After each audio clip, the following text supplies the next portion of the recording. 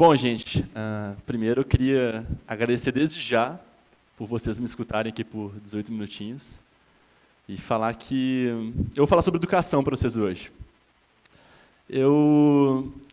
Tem uma frase que eu amo do José Pacheco, que é um educador de Portugal, que está aqui no Brasil fazendo alguns projetos, que ele fala que todo educador entra na educação por dois motivos, ou por amor ou por vingança. E eu acho que eu entrei por vingança e acabei ficando por amor, sabe? E é um pouquinho sobre essa história que eu queria contar para vocês aqui hoje. Queria começar falando o seguinte, cara, a gente passa, não sei se você tem consciência disso, mas a gente passa 17 anos dentro de uma sala de aula. E mais curioso ainda, a gente passa 17 anos numa sala de aula feita lá no século 17. E ao mesmo tempo, até retomando ao TED que a gente viu aqui agora há pouco, a gente está imerso em previsões incríveis sobre tecnologias que estão vindo no futuro, né? Então a gente está vivendo numa escola do século passado, de séculos passados, sonhando com uma escola do futuro e com tecnologias incríveis, mas eu fico perguntando, cara, qual que é a escola e a educação do presente? Como que devia ser uma sala de aula aqui e agora, com as capacidades que a gente tem aqui e agora? E é sobre isso que eu queria falar para vocês hoje. E para falar isso, eu vou contar duas histórias, contar um pouquinho a história sobre uma escola que eu criei, e os 5 aprendizados que eu tive nesse processo como um todo.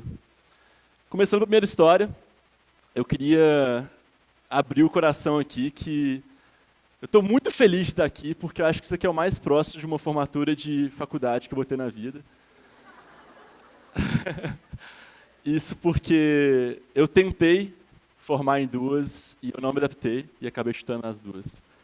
E eu vou contar a história dessas duas faculdades, essas duas existências. Uma delas, inclusive, é aqui, a primeira. Mas eu queria começar pela segunda. A segunda faculdade que eu fiz foi em psicologia. E eu não durei um semestre lá. Eu não durei um semestre porque um professor me deu um conselho muito maravilhoso ainda no primeiro período. Era uma aula de neuroanatomia. A gente estava numa aula prática, pré-prova. E o professor dividiu a gente em grupos e deu para cada grupo uma maquete de um cérebro. Neuroanatomia, né, estudo de cérebro. E a gente tinha que dar um nome para cada uma das peças e depois juntar, né? E ele falou o seguinte, cara, vocês têm essa missão em grupos e vocês têm 2 recursos que vocês podem usar. Um sou eu e o outro é essa apostila. Mas tinha um probleminha e ele avisou a gente. Essa apostila está um pouquinho defasada, ela era de 1832, saca? E caso vocês vejam alguma nomenclatura que não está aí, e que vocês fiquem com dúvida, me procure. E, cara, não deu outra. Deu, tipo, 5 minutos de atividade, aí a gente viu que tinha uma parada que não tinha um nome. E a gente procurou o professor, e mais 3 outros grupos estavam com a mão levantada. E o que a gente faz hoje em dia quando a gente tem uma dúvida e não tem ninguém perto fisicamente para ajudar a gente? A gente pega o nosso celular no bolso, abre o senhor Google e pergunta para ele. Isso é natural, né? A gente já faz isso normalmente. E foi o que eu fiz, e não demorou 2 segundos também para eu ouvir uma voz do além falando, cara, larga o celular, isso é proibido. E a gente entrou numa discussão muito degladiadora, uma das várias que eu já tive na sala de aula na época da psicologia, e que culminou nele falar o seguinte, eu mostrar o celular para ele e falar, cara, olha só, aqui está um mapa do cérebro que eu estou estudando, eu estou aprendendo. E ele virou assim e falou, quase como um mestre Jedi, cara, se você quer aprender, então vai para fora de sala. E eu fui e eu nunca mais voltei, pelo menos até então. É um digno mestre Jedi, né? O que eu acho que a gente tira de aprendizado disso, cara? Primeiro, eu já fui educador, já fui professor, já dei uma matéria inteira numa faculdade particular sobre empreendedorismo, e eu era apaixonado por aquilo, eu criava aulas super inovadoras, eu colocava ferramentas novas, metodologias diferentes, eu invertia a sala, fazia gamificações em processos de aprendizagem, mas eu nunca tive uma aula, mesmo colocando todo o carinho do mundo, que eu conseguisse engajar 99% ou 100% das pessoas bem. Aqui deve estar rolando isso. Eu tenho certeza que 99% de vocês não estão com o mesmo nível de engajamento.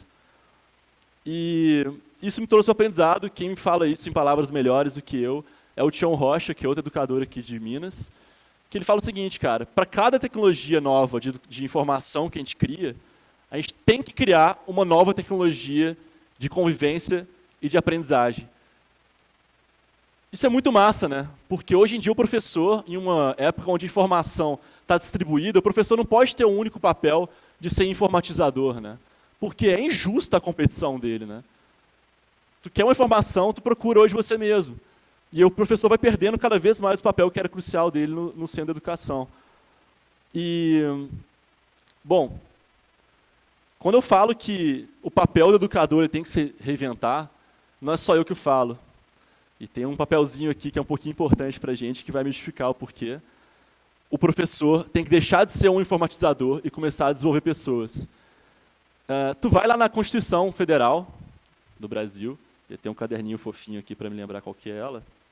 Ela diz o seguinte, no artigo 205, a educação, direito de todos e dever do Estado e da família, será promovida e incentivada com a colaboração da sociedade, e aí vem a parte importante, visando o pleno desenvolvimento da pessoa, seu preparo para o exercício da cidadania e a qualificação para o mercado de trabalho. Cara, algum de vocês tem esses 3 pontos 100% completos em vocês, na trajetória da educação? Não, né? Então, pior do que isso, o nosso sistema industrial de educação está falhando constitucionalmente com a gente. E o papel da educação é simples, ele tem 3 pontos que ele tem que ser alcançado. Ele tem que desenvolver as pessoas individualmente, desenvolvendo elas para suas capacidades, habilidades. Segundo, culturalmente, ajudando as pessoas a olharem para o mundo lá fora de uma maneira diferente, entender o mundo. E o terceiro, econômico. E os 3 pontos ele está falhando, né? E eu acho que a gente tem que mudar esse sisteminha aqui. A gente não pode mais encarar a sala de aula como um processo educacional industrial. E para justificar isso, eu vou contar minha segunda história, que é sobre minha primeira graduação. Eu entrei em engenharia ambiental aqui na FMG. Mas eu nunca quis ser um engenheiro, de fato, né? Desde que eu era criança, matemática era a única matéria que eu não entrava na minha cabeça de jeito nenhum. Eu queria ser mesmo um biólogo marinho, né? Eu era apaixonado por biologia, eu queria mudar para uma cidade litorânea, estudar biologia.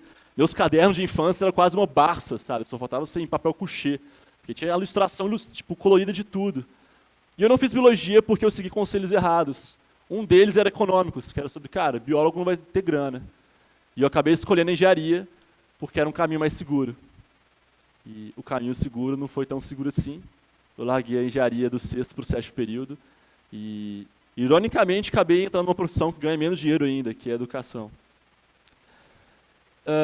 E isso tem um motivo muito claro para mim, cara. Por que que hoje a faculdade e a escola não te prepara para um mercado que está lá fora, para o seu desenvolvimento pleno? E um deles, ele é econômico, que é a inflação acadêmica. Hoje em dia, teu diploma ele não vale mais tanto quanto na época dos seus pais, dos seus avós, e aí por vai.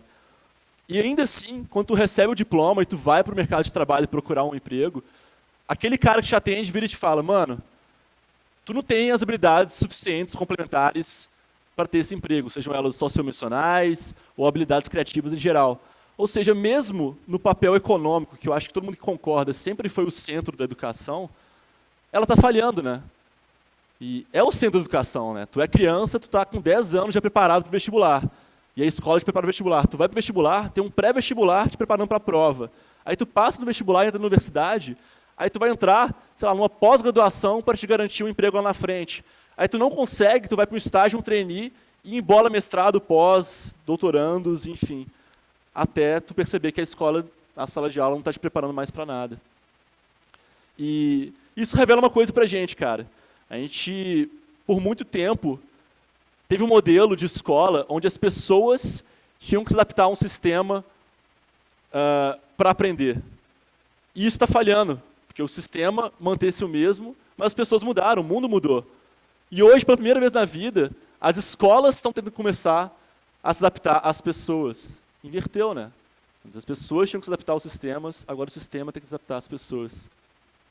E aí que vem, né, cara? Tipo, eu estava matutando sobre tudo isso depois que eu larguei minhas 2 faculdades. E eu decidi colocar à prova de que tudo isso que eu pensava fazia sentido. E eu criei uma escola. E essa escola trouxe vários aprendizados para mim. Mas um central de tudo que eu aprendi lá, e que eu acho que tem que ser o papel da nova educação do presente, é que a educação ela precisa ser personalizada. Isso é um ponto central de tudo. Vocês aqui não estão aprendendo igualmente o que eu estou falando. Não está. E é egocentrismo meu achar que eu preparar um slide mais bonito vai fazer isso acontecer. Destrinchando esse ponto, eu tirei 5 aprendizados que eu acho que, se eu for fazer uma escola hoje em dia, ela tem que seguir esses 5. Eu só alerto uma coisa, os 5 eles são independentes, são dependentes um do outro. Não adianta ter 4 pontos, 3 pontos desses, 2, 1, e não ter os 5 como todo, porque eles são interdependentes. O primeiro deles é, não tinha professores nessa sala. E, cara, eu não tenho nada contra o professor. Eu sou professor, já fui professor várias vezes na minha vida. Mas a gente quis criar um papel novo de um gestor de educação. Um papel que ele fosse menos industrial, menos instrutivo, né? Olha, aqui é matemática, aqui é a biologia, aqui é a ciência. Não, deu ruim, não, volta lá atrás e aprende tudo de novo. Um papel que fosse um pouquinho mais parecido com a agricultura, né? Que é um pouquinho diferente, é o oposto do industrial. O agricultor, ele tem um papel, ele tem que garantir a atmosfera agradável e suficiente para que as pessoas, ou então a colheita dela, possa florescer e crescer com os nutrientes suficientes. E eu acho que a educação devia ser isso. O papel do gestor é esse. E a galera fala, pô, mas isso é difícil. Não. Pô, informatizar é muito mais difícil do que acolher.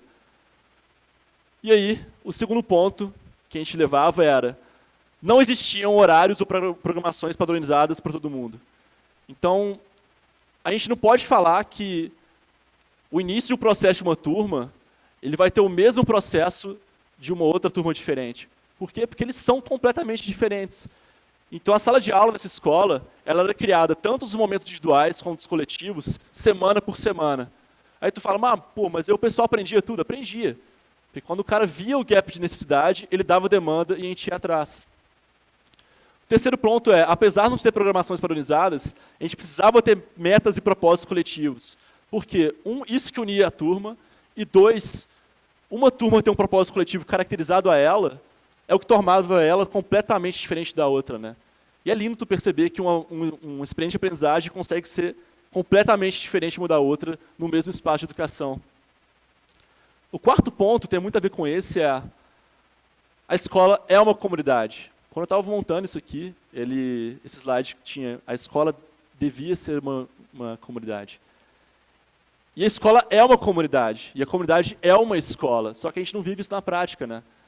E isso não acontece porque a gente tem uma cultura muito clara de competitividade e de diferença entre a gente numa sala de aula, né? Todo mundo é competidor, cara, sempre foi. O molequinho com 10 anos de idade, o molequinho do seu lado era o competidor seu. Por quê? Porque ele tirava 10 em ciências e você tirava 5. E tu olhava para aquele cara e falava, mano, eu devo ser burro, não devo ser uma pessoa suficiente, boa, porque esse cara tira mais do que eu. E o último ponto, que eu acho que a gente leva a responsa para a gente quando a gente enxerga isso, é que assim como não tinha professor, também não tinha aluno.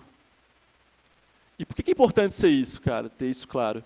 A gente aboliu a palavra aluno porque não adianta a gente criar todo um sistema novo para formalizar uma coisa que é uma mudança voltada para o aluno, com o aluno no centro, se o aluno entrar no programa com as mesmas expectativas dos programas e sistemas do passado. E a gente aboliu essa palavra. E foi bom isso, porque todos os momentos que a gente pensava, cara, poxa, eu não estou entregando o suficiente para a experiência dessa galera, como professor, como educador, a gente lembrava que a responsabilidade não era só nossa. A responsabilidade era de todo mundo. E isso empoderava tanto as pessoas que estavam aí, quanto as pessoas que estavam aqui, para fazer o melhor processo possível que a gente estava vivendo naquele espaço. E, pô, cara, não sei se vocês ficaram desconfortáveis com isso, se vocês ficaram, tudo bem, mas tá tudo bem mesmo, saca? Porque uma coisa que tem essa história em comum de todo mundo aqui é que tá ruim para todo mundo, sabe? Os educadores, é true isso, os educadores não estão conseguindo educar da maneira que eles queriam e estão muito frustrados, assim como os aprendizes não estão conseguindo aprender da maneira que eles queriam que aprender. Ou seja, a gente está numa sala de aula que é rica de expectativas frustradas, né? Só que tem uma coisa, cara, expectativa, entrar num espaço de sala de aula com expectativas é uma cilada muito grande. E talvez seja essa a resposta sobre tudo isso que eu estou falando, na real. Porque sempre que a gente entra com expectativas sobre o que o outro vai encaminhar na minha vida, a gente se coloca automaticamente como espectador. Né? E a gente não pode ter uma sala de aula onde a gente é espectador mais. É o nosso aprendizado. A gente é o centro daquele rolê. E a gente sempre foi espectador, né? Sempre foi. E a sala de aula nunca foi sobre isso. E quando a sala de aula fosse sobre espectadores, a gente não vai estar criando uma educação. E com isso eu me despeço da minha figura de professor aqui e convido vocês para sair do lugar de vocês, de alunos. Obrigado, gente.